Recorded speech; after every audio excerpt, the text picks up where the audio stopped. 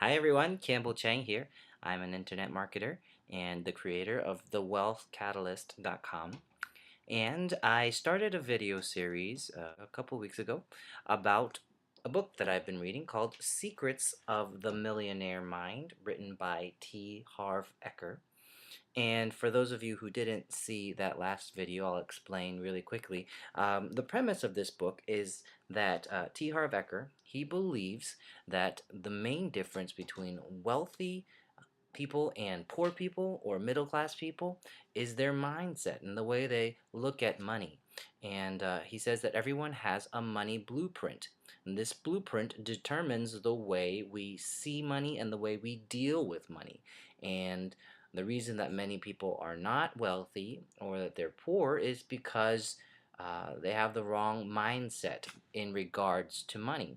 And so he says that if you want to become wealthy, then you need to change your mindset. You need to change the programs and files that are in your mind. And this will help you to create wealth and then not only create it, but to keep it and generate even more in the future. So, let's get started with wealth file number one. Wealth file number one is that rich people believe I create my life, while poor people believe life happens to me. I'll say that again. Rich people believe I create my life, and poor people believe life happens to me. So he asks a question. He asks, do you believe that you are at the steering wheel of your life? Do you believe that you are in control of your life? Or do you think that things just happen to you and you have no control over it? Well, he says that rich people, wealthy people, they believe that they control their life and they take responsibility for everything that happens in their lives. He says that we must believe that we are the ones who create our success or our mediocrity.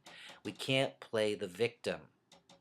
And he talks about this lottery mentality that many people have. What is this lottery mentality? It's the idea that good things and wealth are just gonna happen. People buy a lottery ticket. They choose special numbers, and they think that one day, if their luck is good enough, their numbers will be chosen.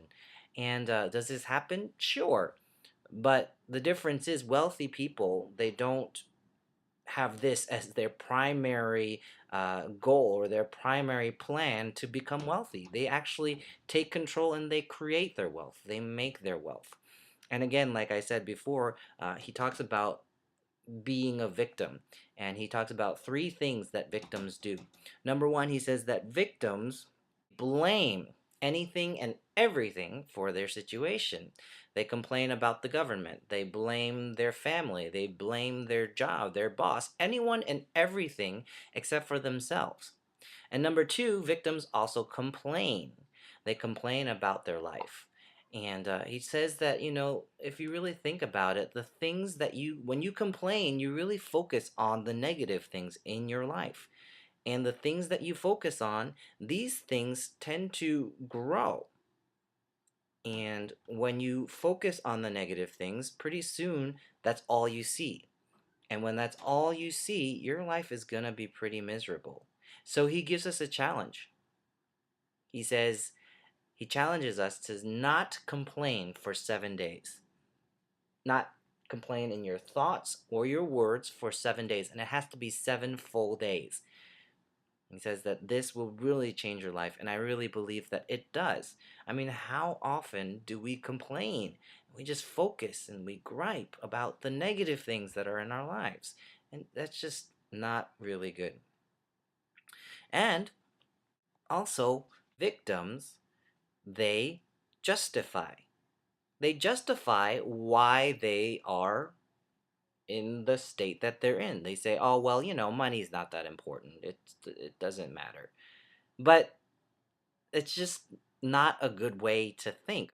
If you say something's not important, you're not going to have it. I mean, if you think about it, if you don't think having a BMW is important, are you going to go and buy a BMW? Of course not.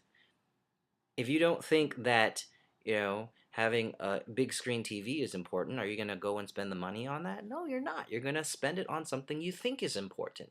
In the same way, if you don't think that money is important, you're not going to have any money. Now, the question is money important? Well, here's what T. Harv Eker says. He says, money is extremely important in the areas in which it works, and extremely unimportant in the areas in which it doesn't. So, we've all heard the saying, money can't buy happiness, money can't buy love, and this is true. But money can buy food, money can buy clothes, a place to live, money can pay the bills. So is money important? Well, sure, but it's not the only thing that's important. Maybe we can say that, but it is still important. So we need to change the way we think about money. Basically, in the end of this section, he just says, there is no such thing as a really rich victim. There is no such thing as a really rich victim. You can either be rich and wealthy or a victim. You can't be both. You need to make a choice. We create everything in our life and everything that's not in it. We need to take responsibility, and change starts in the mind. Change starts in the mind, and when we start changing the way we think, that will impact our behavior, which will impact our habits, and then impact our success. So, some things to think about. Thanks for joining me today, and come back again, and we'll talk about wealth file number 2.